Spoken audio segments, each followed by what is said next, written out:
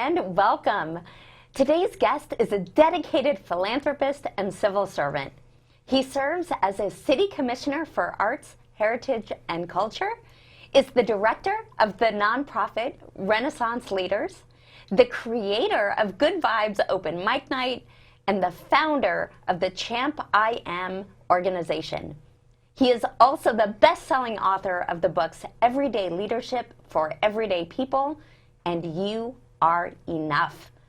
A sought-after speaker, he helps entrepreneurs, leaders, and youth to unleash their inner champion and live their lives purposefully, passionately, and with vision.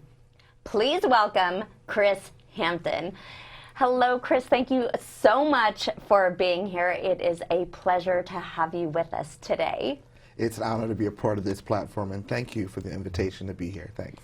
Tell us a little bit about some of the tools, because you've been through it. I don't want, make no mistake, I don't want people just, you know, in the audience going, oh, well, he's got it all figured out. He's had this amazing, charmed life. So you have been through it.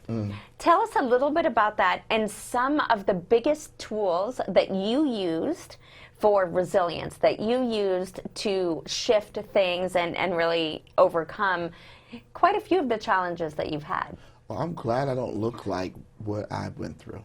Yeah. And it might be little compared to anybody else, but I didn't graduate from high school. I was a high school dropout. People don't know that about me, and if you looked at me from this, he's just telling us in here like 10 minutes left, and he's saying that I was a high school dropout. My mother was a bipolar schizophrenic, and I didn't even know that until our 17th year of high school, when I was in high school, and my parents got divorced. I was one of the most educated high school dropouts. Yeah. Because I was trying to fill shoes that I wasn't supposed to, and I ended up failing, I think, 2-3 classes, and I didn't want to go back a whole year for 2 or 3 classes. So I dropped out, which my mother was a teacher, so she was heartbroken when I dropped out because she's an educator. Yeah. Education was important to us. Yeah. She didn't think that my life would do that. But I dropped out, got my GED, and went into the United States Army. Yep. You would never know that, but that got an opportunity to show me who I was. And it wasn't that I just needed to get out of the neighborhood. I did need to get out of the neighborhood, but I had to get out of the neighborhood and do something different with me. The Army was that place where I was able to find more about myself than I really. When it says be all you could be in the Army, they're not kidding. They're not kidding. I didn't know that I could rap. I didn't know I could run. I didn't know I was physical. Again, I was the wallflower nerd. Yeah. I didn't realize that there was so much on the inside of me that I had yet to put a demand on until I was in a zone where I was with different people and different cultures and different environments where it was challenging me to be better. Yep. And I needed that. Yep. And that was the catalyst, I said, that was the United States military that showed me that. Yep. Ever since then, I've always been ducking and moving. It took me 46 years to get to my prosperous life. Yep. I was always fighting and growing, using the tips that we've been sharing all here as a part of my transformation, but you're getting the end result of the work that I was putting in, because there were times where I was unemployed. There was times where we didn't have, but we always had. I'm sorry, even when we didn't have and I was unemployed, by the end of the year we were always making just as much or more than I was making before I was unemployed. Why? Because when I got the next job was always a step up. It was always moving. So I learned not to give up, not to give in, but to always continue to grow yourself, to always continue to be flexible for change, because life is going to throw everything at you, and the person that's not malleable and flexible will get beat down every time.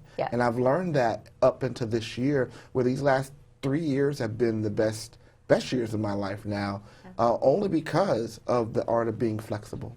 Yeah, absolutely. I mean, the tree in a hurricane that is not flexible gets snapped in half, right? Or it gets uprooted and thrown. But the trees that bend, they get a little pruned, okay? There's some branches gone, but they're the ones that survive. And we talk about that in the art of flexibility, is being able to bend but not break. And you have that. You have to give yourself permission to give that give. Yeah. and got that permission to bend. And it's not the straight, like we've been taught to be rigid in our thought. But I've learned that rigid in my thought, the more I get older, the older I get, the more flexible I become. I'm not as rigid as I used to be in my ways of thinking. There's more ways to accomplish the end result, and therefore you may find a better way by just being flexible. Yeah, being open. Open. Right? When you're open, that's when you can see other possibilities. That's when you can see other ways. That's where you can really grow. When we're so rigid, it's like the old adage, you can't see the forest through the trees. If you're so stuck in it, you don't see the big picture. You don't see other possibilities. You've got your blinders on. You only see the one road in front of you. And I think that can be a really dangerous rabbit hole. Because especially if you're on a downward trajectory and the walls are caving in and you've got all that negative self-talk and you're kind of spiraling, if that is all you see is that big black hole and the walls caving in, and you don't see a way out, you know, that's really when people get into a world of hurt, as opposed to training yourself. Because you also brought up the point that we're conditioned to be rigid in our thinking. So this is not a one and done. This is not like, oh, magic, you're going to try it one time and your life is going to be rainbows and unicorns and fairy dust and all perfect. It's a practice to train yourself to be flexible. It's a practice to train yourself to be open. It's a practice to train yourself to ask for help. It's a practice to train yourself to live in gratitude. It's a practice to train yourself to use empowering language and assign empowering meanings and perspectives. It's something that is a daily practice. And I think part and parcel in that, and I think it's important to bring up, is the subject of failure.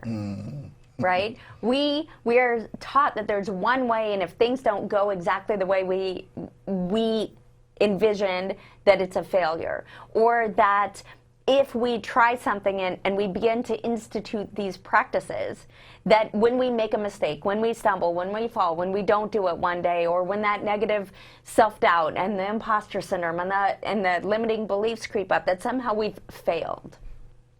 As opposed to, it's part of the journey. There's three fears I talk about that keep us comfortable and keep us in our comfort zone. There's the fear of rejection, the fear of rejection, the fear of failure, and the fear of success. And a key to all of those fears was, I said, you need to become fearless. And when I talk about being fearless, I'm not talking about the commando that comes out there and they're like, blah, blah, blah, blah, blah, blah. And at the end of the movie, you see him walking. You realize that when you see the commando walking out there in the sunset, he's beat up, everybody around him is gone, his friends are gone, ain't nobody around. I stay away from people like that, like the plague. When I say fearless, I say it like this: the more I know, I fear less. Yep. So there's always a way around the problem. There's always the thing that you're fearing the most. You just got to look at it differently and say, I need to know more about this so that I can find a way around this. So when we look at it and that we're not being so quick to react, and we're going back to our react to respond, when a problem comes or a situation or an opportunity is in front of you and you find yourself fearful, fear is okay as long as you don't let it constrict you, confine you, or stop you. So you realize it might be a little thing you have to evaluate the cost on, but it shouldn't be so much that it makes you stop moving forward. You need to learn more about it. And that's why we go back to our mentor conversation, our teachers there. I'm not afraid of success anymore. And I think that's why my success has been coming to me more and more, is because my fear of success was, what if I couldn't make it? What if I couldn't sustain it? What if I can't handle that famous side of me coming out now? And now I'm starting to get with people like you that say, hey, this is how you navigate. This is how you do. This is how you need to upgrade. I'm no longer fearful. I fear less because I've been exposed to more. Yeah. And that's such an important, profound insight, you know, to fear less. And I love the point about just evaluate, right? When something is coming up, when you're uneasy, when you're unsure, when you're afraid, to be able to say, where is this coming from? And is this fear that serves me, right? Is this fear that protects me? Is this fear that, keeps me from driving off the cliff at 100 miles an hour in Yosemite? Or is this a fear that is holding me back? Is it a fear that is a function of our 2,000-year-old brain that is wired for survival? And so is it that fear of success? Is it that fear of failure? Is it the fear of I am not enough? Is it any of those fears? If so, you can recognize it, evaluate it. If the fear serves you, honor it. If the fear doesn't serve you, then you can say, great, okay, not today, thank you so much, I'm good, and continue on, right? Step into the thing that you're afraid of. Feel the fear and do it anyway. There's an acronym, since you love acronyms, there's an acronym about fear, that fear is nothing but false evidence appearing real. It's us worrying about something or trying to predict something or envision something that hasn't happened yet and may not happen. So we stop ourselves from doing something that isn't even based in reality. It might happen or it might not happen, but we're limiting ourselves based on this false evidence appearing real. Let me give you another thing to do on top of that. So once you realize that you're responding to false evidence that is appearing real, we're going to talk about the RESET acronym. And that RESET acronym says, recognize that I'm in your comfort zone. Yep. Okay? And then I need you to embrace your vision again. Okay? So when you're fearful and you find yourself in that fearful stuff, realize that you've been comfortable with that fear.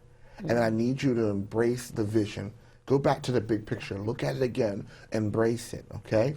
Set goals and plans around that vision. So now it's no longer a dream. It becomes a reality because now you're preparing for what is to come.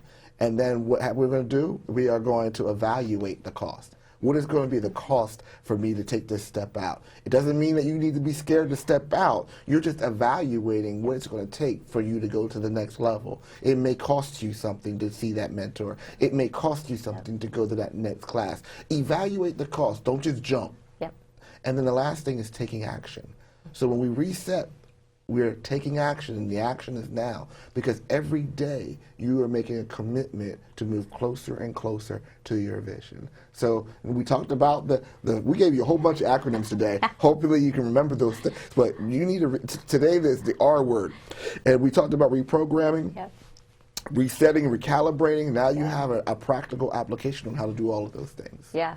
Absolutely. So we've also talked about the value of mentorship, and each one teach one, and the mentors that you seek and the guidance that you seek. What's the best advice that someone has given you? I would go to my spiritual mentor, okay, who saw all of this stuff in me before. And again, he says, the best thing is make sure that you don't get to a place where your character cannot sustain me. He says a lot of times your gift will open doors for you quicker than your character can maintain you, and that character is important. So he always told me to embrace who I am, flaws and all, but just make sure that you're setting yourself, that you are there, that your character is first, your talent is second. So powerful. So as we start to wind down our time together today, piggybacking on the seeds that you've been planting today, that you've been planting your whole life, let's imagine you've come to the end of your life. It has been the life best lived. You have left it all on the table. What do you want to be remembered for? What do you want them to say about you? I want them to say the champ was here. And when they see that, it's not only that the champ is here, but that I've planted seeds of legacy, of seeds of empowerment that are there, that you will see my effect on 3 to 4 generations in action. So when you look at me, you'll see great leaders standing beside me in different communities, global communities, not just my religious community, those outside of my circles that are there, that will have the ChampIAm spot. That if I never see nobody else in my time, they know that the champ was here. That's what I want on my gravestone. The champ is here. Amazing. Amazing. And so it is. And so it is. Now, how can people connect with you? How can they find out more about you and what you do? Well, you can reach me on ChampIAm, ChampIAM.org. Yep. That's my website, and you can contact me through there.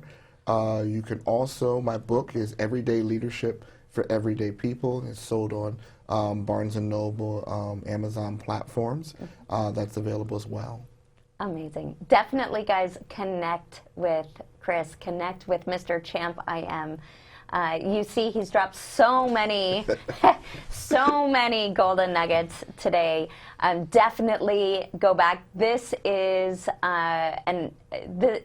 you'll want to repeat this and repeat it with a notepad and a pen, because there's been some powerful things shared today. So thank you so much, Chris, for being here, Mr. ChampIAm. Thank you for all you do in the world, for how you show up so powerfully, for the leaders that you're creating, for the next generations that you're impacting, for your heart, for your service. Thank you for your service. Thank you. Both past, present, and future. So before we let you go, do you have any parting words that you would like to share? I just want to say thank you again for the opportunity to share your platform. And I really want you that were listening today to walk away with this, that you're not going to be a life abuser, that you're going to make the most of this life, and that you have more control over the life that you have than you think. You are the artist and the creator of your life, and you have the ability to wipe that canvas clean and create a new picture, and that you win. So create a picture that you win in the end. The champ is here. The champ is you. The champ is now. Thank you. Amazing. Thank you so much for being here. The champ is now. Till next time.